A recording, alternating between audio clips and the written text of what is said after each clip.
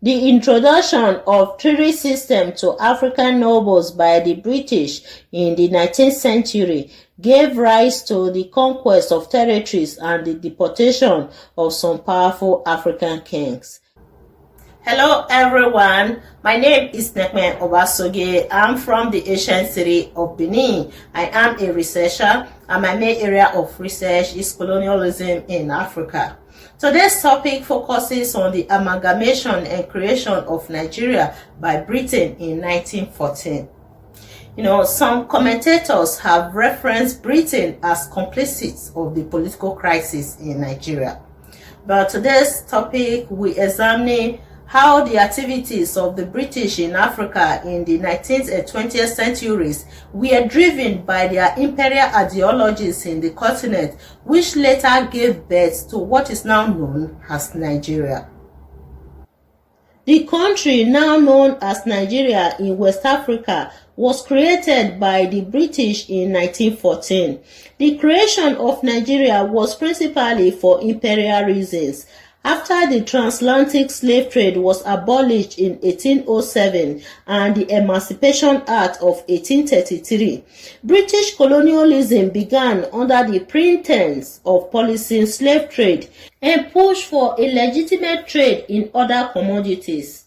Many Europeans in Africa at that time shifted to the trading of palm oil, cotton, cocoa, rubber, pepper, and other commodities, thereby developing internal infrastructures to facilitate this market. Lagos was one of the cities that were developed by the Europeans for trading. By the 1820s, the British had already made connections with many nobles, including the Sokoto Caliphate. Proper attention has not been given to how Britain, through the introduction of treaties to African nobles, led to the pacification of territories in Africa in the 19th century. The amalgamation of Nigeria would have been impossible without the conquest and dethronement of some powerful African kings. And today I'm going to be using 3 African kings such as Oba Ovorame of the Benin Kingdom, Nana Olumu of the Shekiri land, and Jaja of Okpobo as a case study on how the quest for imperialism led to the creation of Nigeria by Britain in the early 20th century. Without wasting your time, let's dive into the main story. After Britain outlawed slave trade in the early 19th century, some African nobles were still engaging in the lucrative trade. At that time, the Portuguese, some African rulers, and Sokoso in Lagos were pro-slave trade in the region. From 1840 to 1842, British abolitionists attempted to use various methods through the Niger expedition to induce local African rulers and make the slave trade impossible in the region by introducing treaties. These nobles were pressured and forced to sign treaties and accept heavy sanctions if they break the agreements embedded in the treaties. The British later shifted the treaties to securing trade agreements with African rulers. The events and conflicts that accompanied these treaties resulted in the conquest of territories and the dethronement of some African kings by the British. The point is, the introduction of treaty system to local African rulers by the British resulted in the pacification and dethronement of many African kings in the 19th century. This idea of treaty system started after slave trade was abolished in Britain in the early 19th century. After 300 years in which Lagos was created and governed by the Oba of Benin, in 1830, the British told the people of Lagos to inform the Oba of Benin that Lagos is now under the authority of the British colonies. The people refused, so the British took control by force. Similarly, they took other territories such as Asaba, Akure, and Owo, and brainwashed the people to stop practicing the art of paying tribute to the Oba of Benin. In 1861, the British forced Oba Dusumu of Lagos to sign the article of annexation of Lagos as belonging to Britain. The occupation of Lagos by the British was a warning to African nobles about the prospect of their territories. I will reiterate, without the dethronement of some powerful African kings, such as Jaja of Okpobo, Oba Ovorame of the Benin Kingdom, and Nana Olumu of the Shekiri land, the amalgamation of Nigeria by Britain in 1914 would have been impossible. Towards the late 19th century, there was a paradigm shift among European merchants. They saw a need to take possession of different territories in Africa. The competition between these European countries over the monopoly of trade gave rise to the Berlin Conference of the 1884 to 1885. The conference, which ran over a period of 3 months, the major European powers negotiated and formulated claims to territories in Africa for the purpose of developing trade and civilization in those regions. At the conference, the European countries agreed that any area of Africa where a particular European country had already established a sphere of influence should be claimed by that country. It was indeed the period when the scramble for Africa commenced. The major European powers agreed on sharing the continent of Africa among themselves. During this conference, African nobles were not invited to participate in the affairs of their nations. Territories such as the Benin Empire, Okpobo, Ishekiri land, and other territories were placed under the British sphere of influence. First of all, Jaja of Okpobo was originally an enslaved Igbo man who became very wealthy and powerful in West Africa in the 19th century. Jaja was a merchant and the ruler of the city of Okpobo, now known as Rivers State in Nigeria. During his time, he controlled the palm oil trade. He was a business-minded ruler and understood the nitty-gritty of Western values. He spoke English fluently and even sent one of his sons to acquire a Western education in Britain. He dominated trade in the Niger Delta region, exacerbating fierce commercial rivalries among British traders. Jaja was able to work independently of the British companies in the region and shipped his palm oil directly to Birmingham. This made him the first Nigerian exporter of palm oil in the history of the country. When African territories were divided among the European nations at the Berlin Conference of 1884 to 1885, Okpobo was included in the British territory, and Consul Howard asked Jaja to sign a treaty placing his city under British protection. Jaja agreed under the condition that the offensive clauses, which stipulated that free trade and free access to all parts of his territory for the European traders, be nullified. Consul Howard reluctantly agreed to Jaja's demand and deleted the clauses restricting free trade. Shortly thereafter, the British accused Jaja of terrorism, of organizing armed attacks and disrupting trade with the British in the waterways of what is now known as Nigeria. In 1887, the new Vice Consul, Harry Johnson, demanded Jaja's deportation, and Jaja was sent to Accra, Ghana, where he was tried for terrorism and sentenced to 5 years of exile in the West Indies. Jaja appealed against his deportation to the West Indies with the assistance of a British officer, Major Macdon, who felt that Jaja had been unjustly treated. Fortunately, Jaja won his appeal, and his exile was immediately revoked. Sadly, his dream of returning back home from the West Indies was not actualized because he died on his way to the territory he defended from the occupation of the British colonies. Lord Salisbury, who was the Prime Minister of Britain at that time, regretted the maltreatment of Jaja and insisted that under any civilized land, everyone involved in the deportation of Jaja would have to face the wrath of the law for kidnapping. But as it was, the quest to monopolize trade in West Africa exacerbated the inhumane treatment of African nobles by the British traders. In 1885, Nana Olumu, the richest and the most powerful Ishekiri trader of his time, was appointed as the governor of the Benin River and the Ethiop River.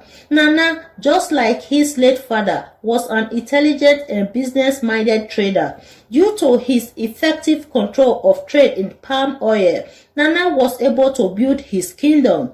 He established his business headquarters at Ebohimi, which had earlier been founded by his father, also a very rich and powerful Ishekiri merchant. A British official, Gaowe, who visited the Urobo region in 1892, described Nana as the Jaja of the Western Delta. During the era of the treaty signing with the British in the region, Nana Olumu fully understood the implications of the British imperial ideologies in the Niger Delta. Like Jaja, he struck out offensive clauses that restricted other Europeans, except for the British traders, free access to trade in his territory. Nana's recalcitrant attitude towards the British eventually led to the Ebohimi expedition of 1894 by the British. Major Claude MacDonald, the British Commissioner and Consul General for the Oil Rivers Protectorate, stated that when he met Nana at the Benin River for an important meeting, Nana came in a war canoe paddled by more than 100 people, with about 5 canoes serving as escorts and personal bodyguards of 20 armed men with repeater rifles. Also, MacDonald claimed that Nana was an intelligent and powerful man who had acquired much wealth in his territory through trading. Nana was said to have possessed a fleet of 200 trade canoes and about 100 war canoes and had more than 20,000 warriors under his authority. In June 1894, the acting Consul General, Sir Ralph Moore, saw trade declining in the Benin River, so he ordered Nana to withdraw his war canoes from the Ethiop River immediately. But Nana did not comply with General Moore's command, and this defiance of Moore instigated extensive violence in the region. Nana's action prompted the British to send 4 warships to attack all the neighboring villages to Ebohimi. Despite the destruction of these villages, Nana refused to accept Britain's invitation for a brief discussion at their consulate. Hostilities continued, and all attempts by the British to take Ebohimi through the Greek failed. In fact, Nana successfully defeated the British forces on 3 separate occasions, and they were forced to withdraw with heavy casualties. Nana's military might was largely due to the impressive number of young warriors loyal to him and the quantity of ammunition under his possession. The British tried to attack Ebohimi by land, but the attempt failed because of the heavy fire against the British by Nana's forces. However, Nana was eventually forced to surrender on September 25, 1894, after Duho, who was Nana's local rival, aided the British and showed them the best route to Ebohimi, which led to the apprehension of Nana by the British troops. Nana was tried on charges of causing mayhem and bleaching the peace in the Benin River. He was convicted on all charges and exiled, first to Calabar and then to Ghana. Nana's goods were forfeited for the cost of the expedition, which led to the demise of his trading empire and authority over Ebrahimi. When the British defeated Nana, the arms that were forfeited in his domain in Ebrahimi included 106 cannons, 445 blunderbusses, 640 guns, 10 revolvers, in addition to 1,640 kegs of gunpowder and 2,500 rounds of machine gun ammunition. Undoubtedly, the stock of sophisticated weapons he had accumulated was one of the factors behind its military might, enormous wealth, and monopoly of palm oil trade in the region. In all this, the introduction of treaty system led to the attack and deportation of Nana by the British. Just like Nana Olumu and Jaja of Okobo, in 1892, the British brought a treaty to the Oba of Benin to sign. The events that transpired after the introduction of this treaty resulted in the British punitive expedition against Benin in 1897. 5 years after the signing of the treaty by the Oba of Benin, some British officials headed by Captain James Phillips departed England to Benin to reprimand the Oba for breaking the principles of the treaty. The chaos that unfolded during the trip of Captain Phillips' group only exacerbated tensions and the conquest of Benin by Britain. Phillips and his men planned the visit to Benin during the Igwe festival, despite being warned of the tradition and intricacies of the Igwe festival that prohibited the Oba from receiving foreign visitors at that time. Phillips ignored the repeated advice of the Benin authorities to reschedule his visit. At that time, the Benin officials were suspicious of their visit. A group of Benin chiefs took into account the fact that just 3 years earlier, the same British officials from the Niger Coast Protectorate had declared war against Nana Olumu, the Shekiri chief on the Benin River, who had been friendly to the Benin people. Consequently, the 9 British officials led by Captain Phillips were ambushed by the Benin chiefs at Ugbine village as they walked from Uwoton towards Benin City on January 4, 1897. 2 white officers escaped the ambush, found their way back to the Benin River, and eventually returned to England. Immediately after the Ugbine massacre, the authorities in Benin realized that the stage was already set for a war between Great Britain and the Great Benin Kingdom. The heart of the matter was whether the chiefs had deliberately killed the British officials in order to impede their chances of invading their kingdom. Could the Benin chief have used a different approach to curtail the mobility of the British officials into Benin? It is important to note that Oba Ovorame did not authorize his chiefs to attack and kill British officials. He was not cognizant of the operation. The Benin authorities carried out the operation in defense of the land without seeking permission from the king. The British people were outraged over the massacre of their officials in Benin. According to Oba Erediawa, the Benin people and Oba Ovorame were depicted as blood-tasting savages in newspapers in Britain. This led to the British punitive expedition against Benin in 1897. Benin was invaded, which led to the death of many Benin warriors. The British troops set the Oba's palace ablaze and looted thousands of Benin artifacts in the palace. Oba Ovorame, who was innocent of the killings of the white men, was exiled to Calabar with his 2 wives, some of his children, and a few chiefs. Some of the chiefs who went to Calabar with the king were tried and executed for the murder of British officials. It is important to note that during the amalgamation of Nigeria in 1914, many of these territories were already under the authority of the British colonies.